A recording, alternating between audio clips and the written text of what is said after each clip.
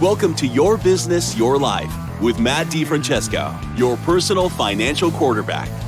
Whether you've had years of success in your business or are just starting out, DiFrancesco Virtual Family Office can help you create a vision for your business, life, and family and guide you toward the fulfillment of that goal. As they say, you can't choose your family, but you can choose your virtual family office. Now, on to the show. Hello and welcome to Your Business, Your Life with Matt DiFrancesco. Good morning, Matt. How are you? I'm doing great. Eric, how are you? I'm doing fantastic, man. That's awesome. We're kind of settling into the new norm, and I know that you've got a bunch of folks at your house, while you're working and you're adjusting, and I'm adjusting. My wife is upstairs; she's working from home, and it's a good thing. We actually get to eat lunch together, which is kind of nice. Oh, that is nice. That is nice. I'm laughing because my wife, who is an introvert by nature, is loving this. Oh, yeah. So, and I keep teasing her. I said, I can't wait to get rid of you again. So, yeah. I'm sure that there is a mass uprising of introverts that are just like, this is the best thing ever. Exactly. Yeah. I know. Good stuff. So what are we talking about today?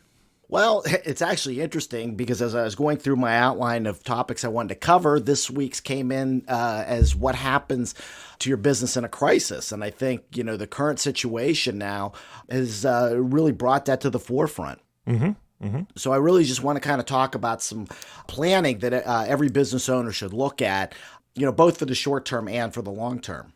Okay. All right. Where do we start? Well, as I talked about in the last podcast about, creating a plan and the self buyout program. And again, those plans are really kind of they're longer term for the future. But when we look at especially the current situation with the pandemic, we're in a crisis and a lot of businesses are really struggling through this. And so what happens is because they haven't put a plan in place, their options are limited at this point. Mm-hmm. And that's why you need to put a longer term plan in place. And that's why it's important to do that.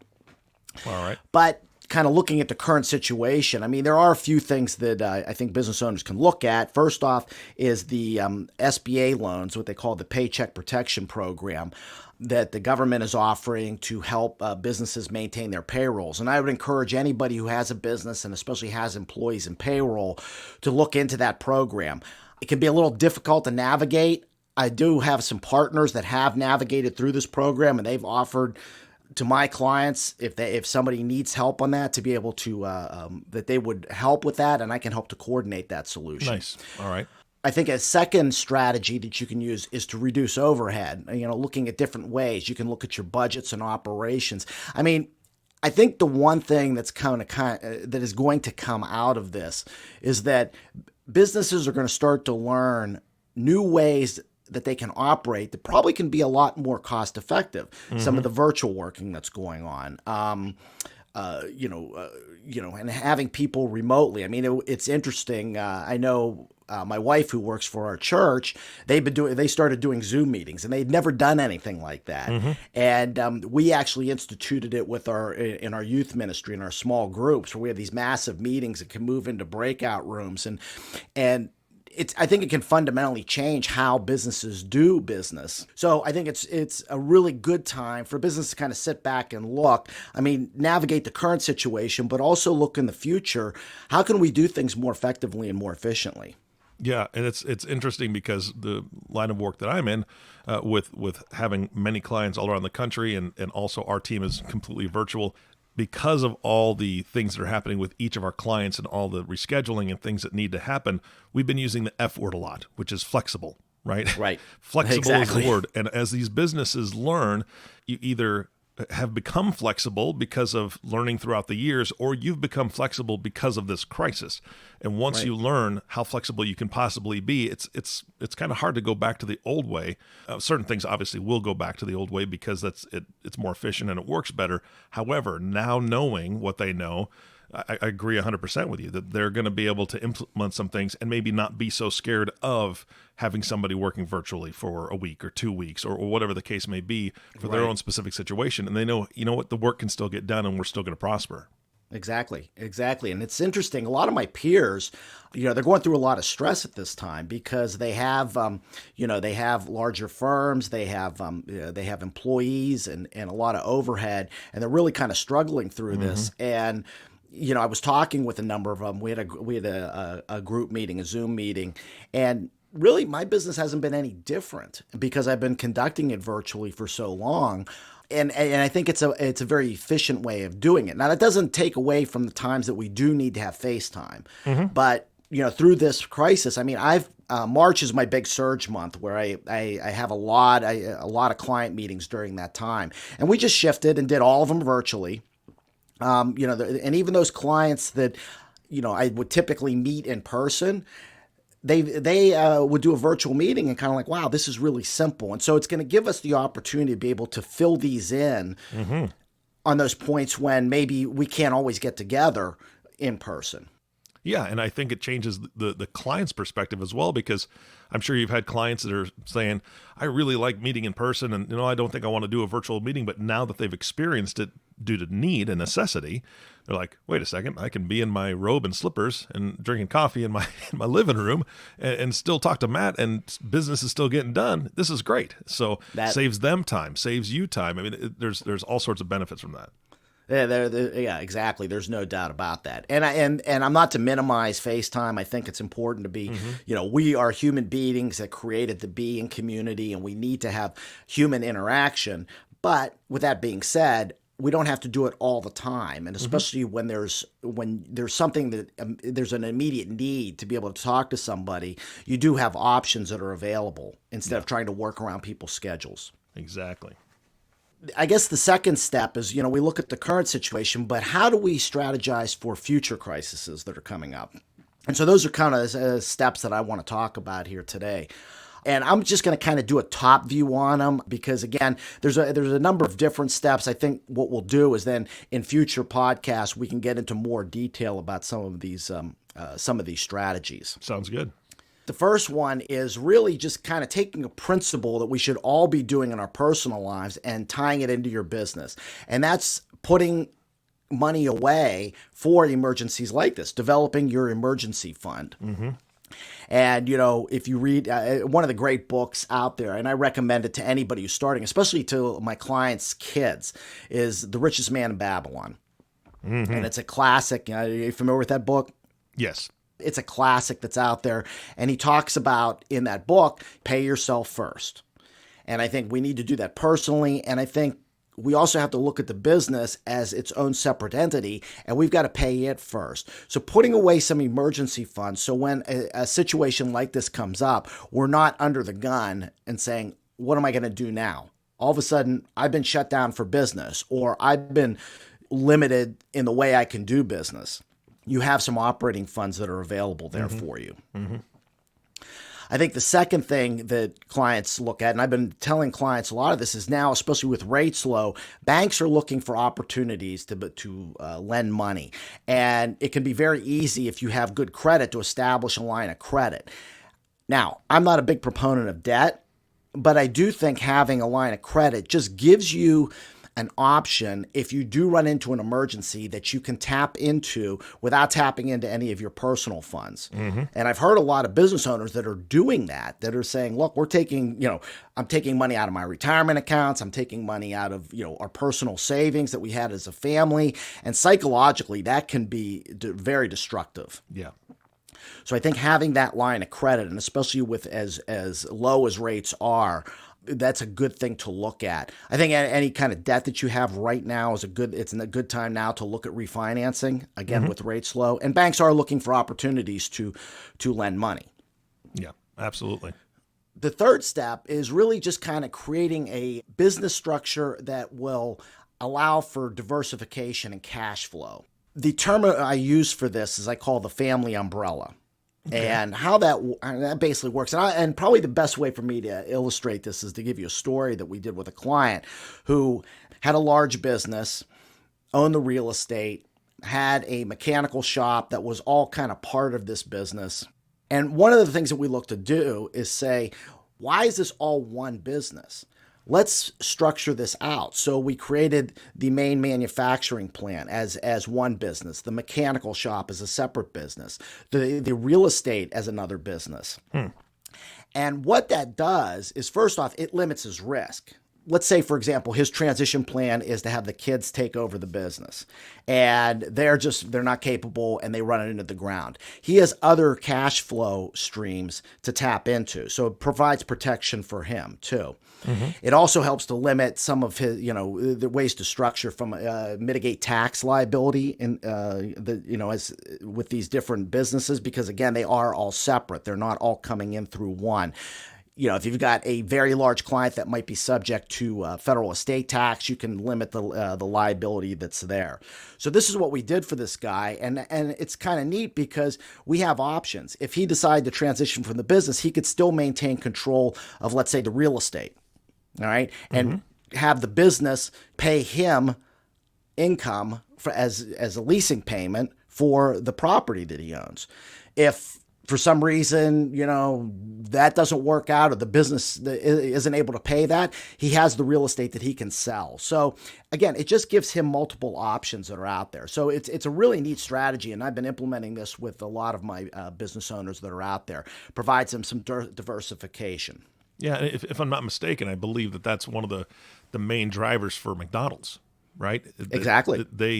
They're not a fast food restaurant company. They're a real estate company. It's kind of what the saying is, because of the way they've set it up for them to be leasing all that property that those McDonald's sit on. So it makes perfect sense. It's interesting you say that, because I remember reading a story one time about Ray Kroc, and he was teaching a class at some business school, and he asked the class, he said, what business are we in? And they said hamburgers, restaurant, food service, this and that. He said, no, I'm in the real estate business. And that was his plan from the very beginning, is understanding that the real estate was where the value was. Yeah, absolutely. The third area I think that, and a lot of business owners I don't think really take a deep dive into this, is into disability planning. It's interesting because if a business owner is anywhere between, even in their 20s, but even from 35 to 65, the chances are actually greater for them to become disabled than death. And business owners go out and buy life insurance, but they never think about, well, what happens if I get incapacitated? I remember years and years ago, I had an insurance agent this is before I was even in the business. He was selling me life insurance, and he looked at me and he said, Matt, he goes, you're worth more dead than alive. And I got to thinking about it. I'm going, wow. Yeah, I'm like, but you know what? There was a reality that was there. And that's the thing. If I became disabled and I was the sole breadwinner, we were screwed. Yeah, that's true. I think there's two areas that that the business owner needs to look at. Is first off, protection for their own income. And then they also have to look for protection for the business operations. So, one of my clients, and it's actually a young entrepreneur, both he and his wife, he owns a advertising business. She owns a optical business. They have real estate. They're, very well diversified. But the one thing that we did look at is, hey, what happens if something happens to you, if you become disabled, if you're not able to operate the business? So what we did was we looked at protecting their personal income, and we, kind of calculated what their needs would be. We're able to get that through underwriting, but we also looked at business overhead insurance that would cover them in the case of disability, that would pay the business money to keep the payroll going, to hire somebody maybe during that period of time that they were disabled to do their job. So, I think that's another area that business owners kind of miss. Yeah. The fourth area is what we call the personal family protection. And that's looking at how are we going to protect ourselves. And I think the first area is in estate planning. We've got to have proper estate planning. And it's amazing to me how many business owners, actually just people in general I talk to, and ask them, do you have a will? Do you have a power of attorney? And they say no. I mean, I was recently reading a study that said 62% of Americans don't have a will. Yeah, that's scary. Right. And then imagine the business owner who's got all of these moving parts, doesn't have any kind of estate plan to protect him if something would happen to either he or his wife or both of them. Matt, you bring up a great point. And my question to you is, how many times do you hear or do you see that, well, my kids and my wife know what I want to have done, right? Or I have people that work in the business that they know what I want to have done with the business. If something happens to me, they know what to do. Right. Man, that's a lot of faith. Well, it is a lot in human beings that are emotional and make emotional decisions. And if you don't have a will or directive or something stating truly what you want, nobody's going to know what those private conversations were. That's exactly right. Again, this was an interesting story. I have a client. He and his family have been clients of mine for 15 years. Business owner. And, we've talked about succession planning. He said, I've got this in place, that in place. I've got this guy who can take over the business. And it happened a couple of years ago. I was talking to his wife, and she was just not confident that he wanted, that he had a plan in place. Mm-hmm. And she said, he always says that the son doesn't have an interest in running the business. He just likes doing the mechanical stuff.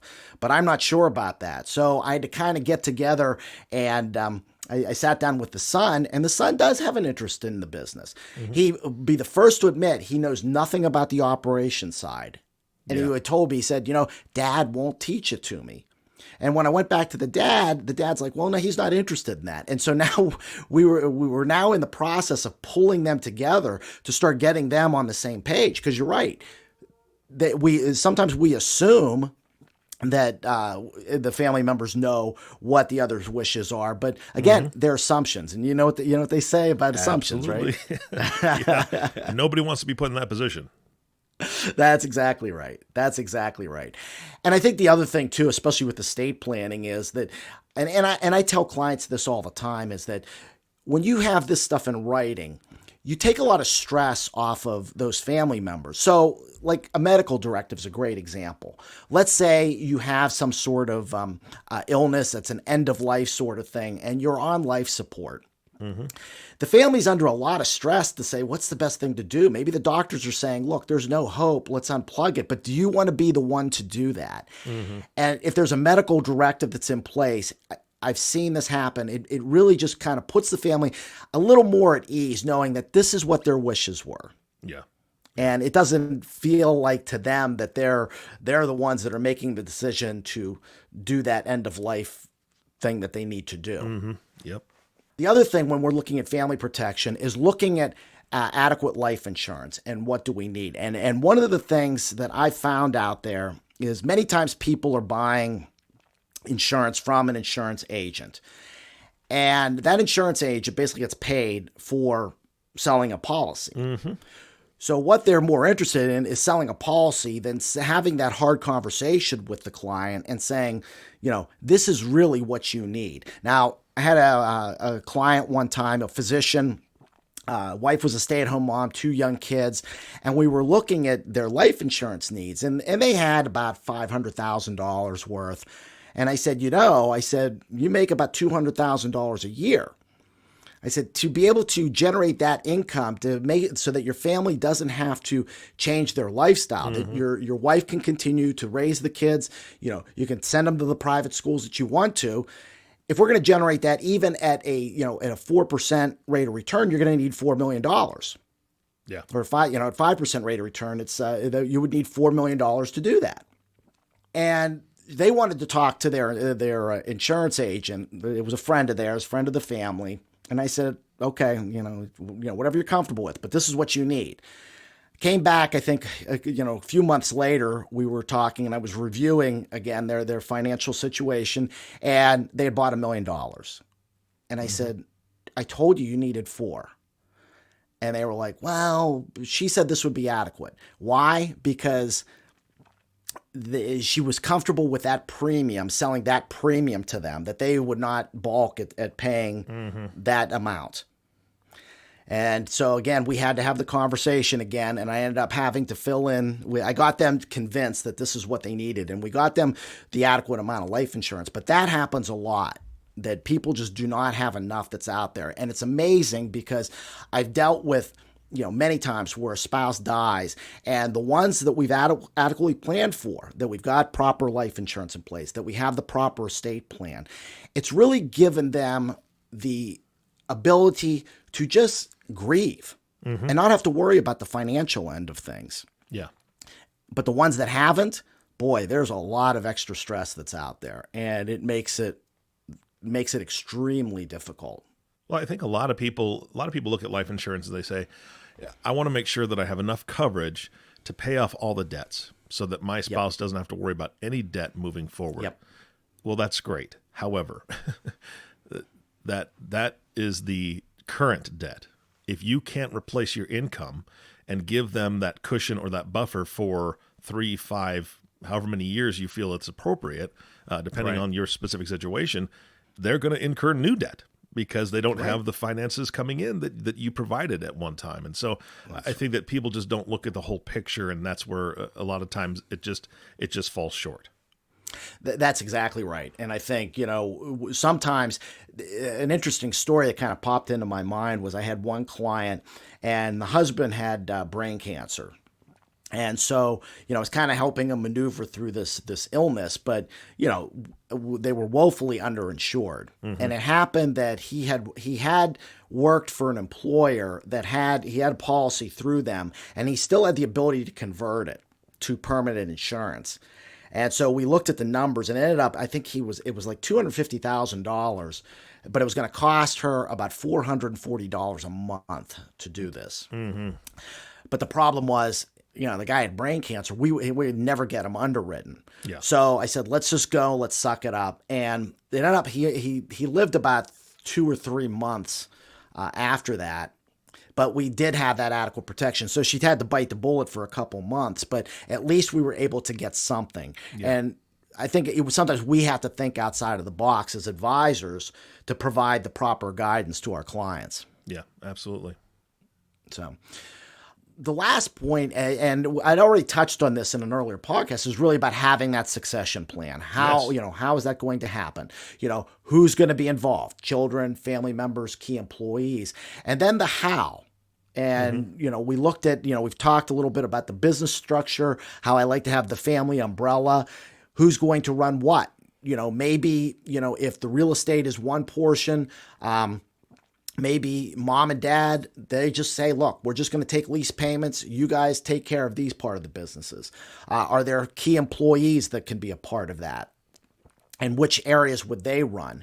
And then I think we got to look at funding sources for this. So looking at buy-sell agreements, where if there's partners in the business, whether it's, two individuals, whether it's family members, whoever those are, having agreements in place that if one should pass on, that there would be a payout to the other buyer to be able to buy out that person's portion. And that, again, provides protection for the families, too. Also looking at key employee protections. So if something happens to your key employee, are you going to have funds available? And this could be either from a disability standpoint or from a life standpoint. I mean, I think you've got to look at it from both aspects. I mean, I can't stress enough this idea of disability planning, because I think that's the one that most business owners miss. Yeah. And we really need to look at, that's probably a greater chance that somebody's going to get disabled than to die. And we better have protections in place, especially for anybody who's a key person, that in the event that something happens to them, that you have a way to be able to either bring somebody else in or to pay somebody else within the organization that can take over those responsibilities to compensate them in a way they're entitled to. Yeah, and let's be honest. Let's be very clear here. Every business owner that is listening to this podcast right now, think about your most valued employee besides yourself. Think about your most valued employee, the person that does the most for your business. Do you honestly think that you can replace them with one other person if they were to pass away or be disabled? Or would you probably need to bring in 2 people to handle the workload that your current employee is handling because of the fact that they know what they're doing? There's no gap in learning. There's all sorts of different things that people don't consider. And not to be too selfish here, but my wife is a key employee at her job. She actually absorbed a whole nother person's job because the other person wasn't doing it efficiently. She knew how to do it. They moved on to a different position. They didn't have to replace her because my wife took that over. Now, the nice thing is the business did compensate her with a nice raise and realized, holy cow, she's doing the work of 2.5 people. But if something, God forbid, happened to my wife, I can guarantee that they would need to bring in a few different people to fill in the gap of everything that she does. And that's straight honesty, because it's when you can depend on somebody that much and they're that hard of a worker, you've got to plan for something to happen just in case, because I can't remember what the statistic is, but I believe it's in the mid 60 percentile that people will get disabled in one way or another for longer than 30 days. And I thought, wow, that's huge. Think of that person being gone for 30 days. How's that going to affect your business? So I think this is a great point, Matt. Yeah, that's it's interesting because the family I was telling you about that where they were trying to get the succession plan, the son, with the son who was the mechanical guy. Mm-hmm. This guy is an operations manager who started when she was probably 18 with them. All right, and she's in her 40s now, and she's one of those people. And that's the one thing I keep preaching to my client is that we need to provide protection for her, because if something happens to you, everything's going to be dumped on her. She knows the ins and outs of this business, right? But then if something happens to her, who's going to be able to take control of that? You certainly don't have the time to do that because you're doing your own responsibilities. Yeah. And so it's something that that I really stress with my clients, looking at those. And that's one of the things I do initially, even working with a business owner, is I want to look at the business and I want to identify all these key people because I want to get an idea, how vital are they to the operations? Because that's going to help us put this plan in place for the client. Yeah, absolutely. So important. Yep. So. All right. I know we're running out of time here, Matt. Do you have any final thoughts for today's podcast? Yeah, I think, the first thing is to let it plan now. I mean, I know given the current situation, things are stressful. There's a lot of business owners that are just trying to tread water, keep their heads above. But I think the more you can start planning now, we won't get our pants caught down in the future. Mm-hmm, mm-hmm. So I think that's really a critical thing. Planning is key. And if you're struggling with any of this stuff and saying, and what I'm talking about might resonate with you, and you're like, you want to get some feedback on maybe where you stand, schedule an intro call with us to discuss your situation and the options that might be available to you. Mm-hmm. And as I always offer, I'll give anybody 20 to 30 minutes of my time just to talk about your situation. Even if I can't help you, I promise you I will point you in the right direction. Yeah. But schedule an intro call. You can go to my website, dfranvfo.com. There's a button at on the top right that says schedule an intro call here. Just click on there. You get right onto my calendar, and we'll find a time to chat. Yeah, absolutely. Very, very important. Don't delay. That's all I can say about that. Don't delay. Matt, thanks so much for your time. No problem, Eric. Thank you. You bet. And thank you all for listening to Your Business, Your Life with Matt DiFrancesco. If you have not subscribed to the podcast yet, please click the subscribe button below. This way, when Matt comes out with a new podcast, it'll show up directly on your listening device. This makes it much easier to share these podcasts with your friends, family, and colleagues. Again, thanks so much for listening today. For everyone at DiFrancesco Virtual Family Office, this is Eric Johnson reminding you to live your best day every day. And we'll see you next time. Thank you for listening to the Your Business, Your Life podcast. Click the subscribe button below to be notified when new episodes become available. The information covered and posted represents the views and opinions of the guest and does not necessarily represent the views or opinions of DiFrancesco Virtual Family Office. The content has been made available for informational and educational purposes only. The content is not intended to be a substitute for professional investment, legal, or tax advice. Always seek the advice of your financial advisor or another qualified professional with any questions you may have regarding your business or personal planning. DiFrancesco Financial Concierge, LLC, doing business as DiFrancesco Virtual Family Office, is a registered investment advisor. Registration with the United States Securities and Exchange Commission or any state securities authority does not imply a certain level of skill or training.